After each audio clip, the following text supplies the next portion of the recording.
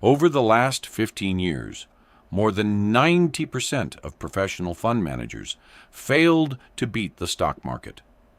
These are people paid millions of dollars with research teams, supercomputers, and access to information you and I will never see. And almost all of them lost to something incredibly boring. No stock picking, no timing the market, no stress. It's called an index fund, and by the end of this video, you'll understand exactly how doing less can quietly beat the experts who do more. If you've ever felt like investing is this complicated game rigged for people in suits who stare at 6 monitors all day, I've got good news. The single most reliable wealth-building tool of the last 50 years is something almost anyone can use, and it takes about 10 minutes to set up. It's the index fund.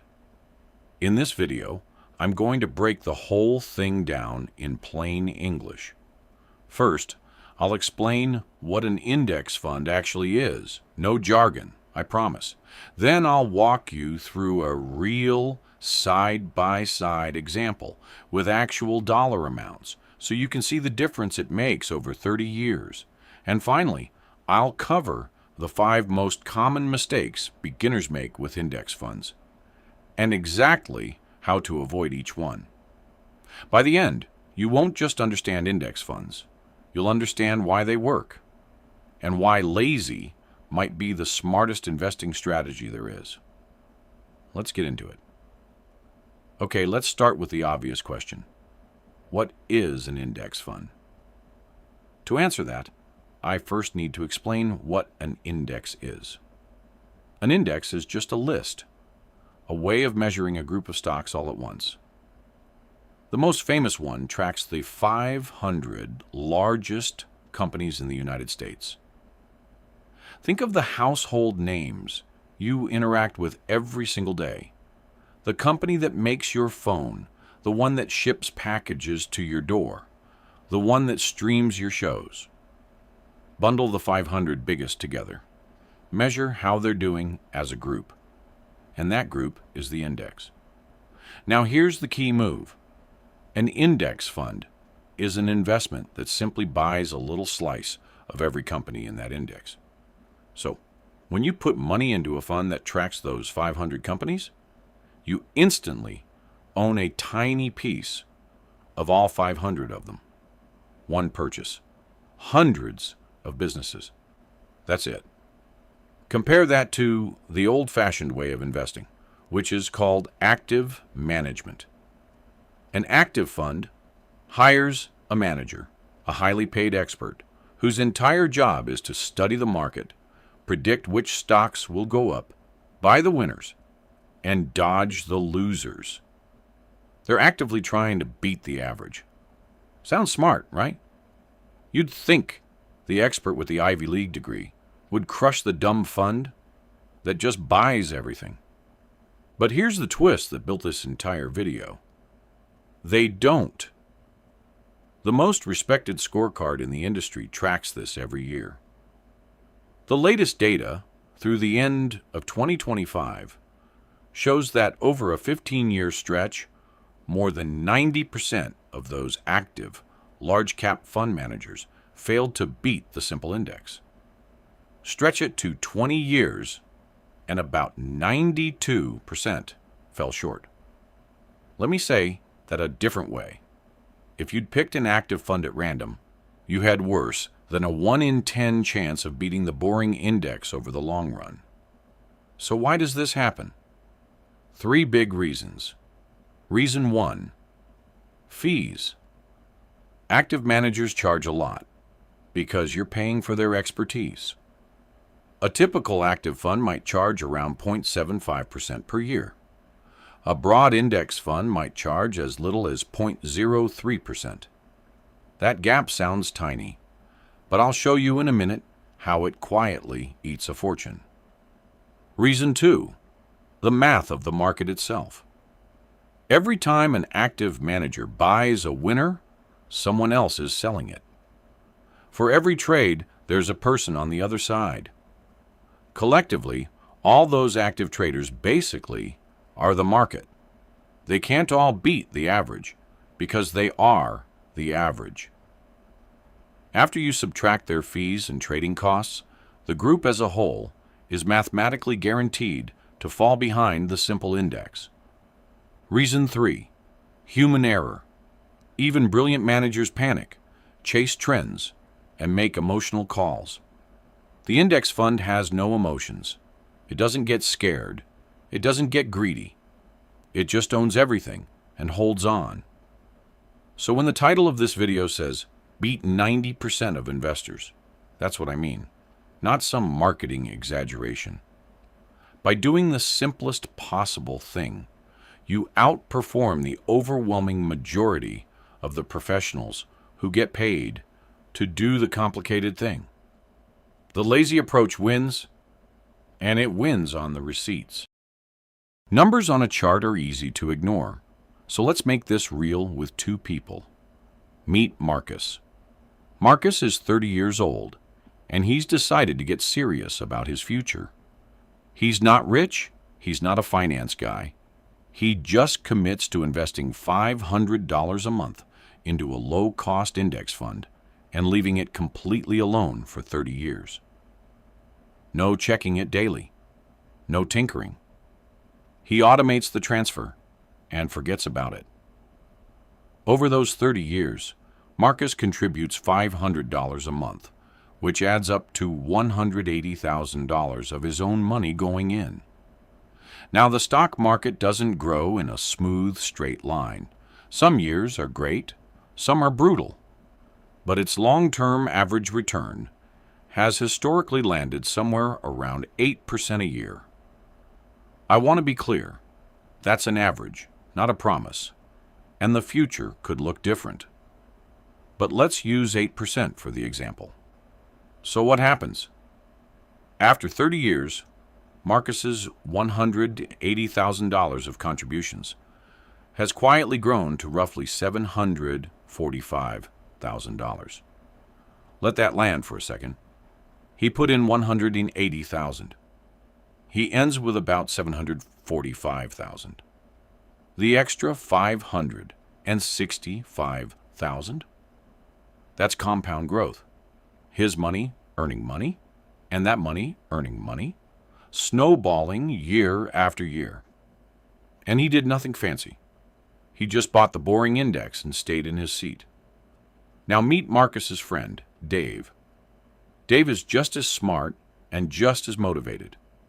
He invests the exact same $500 a month for the exact same 30 years. But Dave is convinced he can do better than average. So Dave goes the active route, a fund with a sharp manager and a higher fee. Plus, he likes to jump in and out, chasing whatever's hot. Add up the higher fees and the cost of all that activity, and Dave's net return comes in about 1% lower per year. 7% instead of 8%. 1%. That's the whole difference. Doesn't sound like much, does it? After 30 years, Dave's account is worth about $610,000. So Marcus, the lazy one, ends with $745,000. Dave, the hard worker, ends with $610,000. That single 1% gap cost Dave around $135,000, more than Marcus's entire lifetime of contributions. Dave worked harder, stressed more, paid more, and walked away with $135,000 less. And here's the kicker. Dave was actually one of the lucky active investors. Remember, 90% of active managers underperformed. Most Daves do even worse than this example. Let me give you one more angle because it shows the raw power of patience. Imagine you invest a single lump sum of $10,000 just once into a broad index fund and never add another cent. At that same 8% average, after 30 years, that $10,000 grows to roughly $100,000. You did nothing. you added nothing. Time and compounding did the work. That's the whole magic trick. It isn't picking the perfect stock. It isn't timing the perfect moment. It's owning the whole market, keeping your costs near zero, and giving it time. Marcus understood that. Dave didn't. And 30 years from now, that understanding is worth a six-figure difference. Index funds are simple, but simple doesn't mean foolproof. Here are the 5 mistakes I see beginners make over and over, and exactly how to dodge each one. Mistake number 1, waiting for the perfect time to start.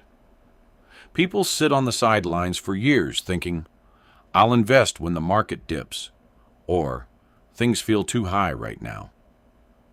The problem? Nobody can reliably predict the market, not even the pros we just talked about. And while you wait, you're losing the most powerful ingredient you have: time. Remember, in our example, it was the 30 years that did the heavy lifting. The fix is boring, but bulletproof.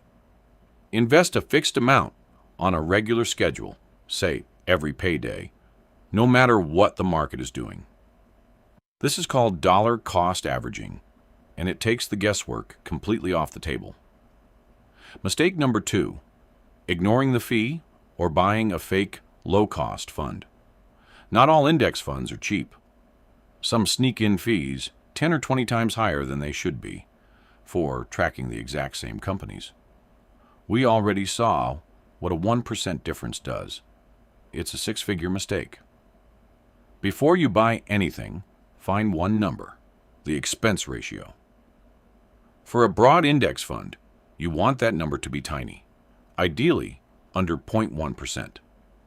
If you see something like 0.8 or 1%, walk away. You're paying premium prices for an economy product. Mistake number 3, diversification. Owning a pile of funds that all hold the same thing. Beginners often think more funds equals more diversification, so they buy 5 different index funds. But if all 5 track basically the same big U.S. companies, you haven't diversified. You've just created a confusing mess that all moves together. One single broad market index fund might already hold hundreds or even thousands of companies. Often, one well-chosen fund is genuinely all you need. Keep it simple. Mistake number 4, panic selling when the market drops. This is the big one, the mistake that turns a paper dip into a permanent, real loss. Markets fall. It's not a glitch. It's the price of admission. There will be years where your account drops 20 or 30%, and your gut will scream at you to sell and stop the bleeding. But historically, every single downturn was eventually followed by a recovery, and the people who sold in a panic locked in their losses and missed the rebound. The fix is mindset. Decide right now, while you're calm, that you will not sell during a crash. A drop isn't your money disappearing. It's the same shares going on sale. Mistake number 5, checking your account every day. This sounds harmless, but constant checking is what triggers mistakes 1 through 4. The more you stare at the numbers, the more tempted you are to tinker, to time, to react. The most successful index investors are almost comically hands-off. They set up an automatic monthly contribution and then genuinely forget the account exists. Remember Marcus? His superpower wasn't intelligence, it was patience. The strategy only works if you let it. Now, if this video made the whole investing world feel a little less intimidating, that's exactly what this channel is for. I break down one confusing money topic at a time, in plain English, with real numbers, so you can actually use it. So if you want to keep building this foundation with me, go ahead and hit that subscribe button. It genuinely helps the channel grow, And it means you won't miss the next piece of the puzzle. Consider it the lowest cost, highest return click you'll make today. So if you remember just one thing from this entire video, make it this. You don't have to be smart enough to beat the market. You just have to be patient enough to own it, keep your costs low, and stay in your seat. That's the whole strategy.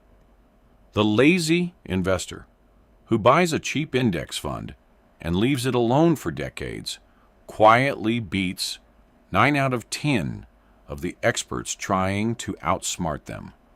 Doing less the right way is the move. This is one piece of a bigger picture. In the other videos on this channel, I dig into the rest of the long-term investing playbook, how compound interest really works and why starting early matters so much, how to build a simple portfolio from scratch, and how to stay calm and keep your strategy on track when the market gets scary. Watch those next, and you'll have the full foundation. I'll see you in the next one. Quick note, this video is for educational purposes only and isn't financial advice.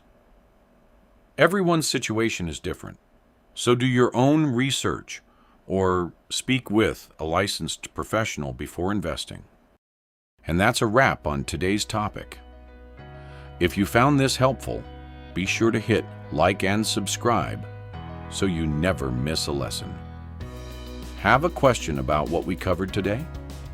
Drop it in the comments below. I'll be answering the best ones. If you want to dive even deeper, click on this next video right here, where we explore next topic. Thanks for learning with me today, and I'll see you in the next one.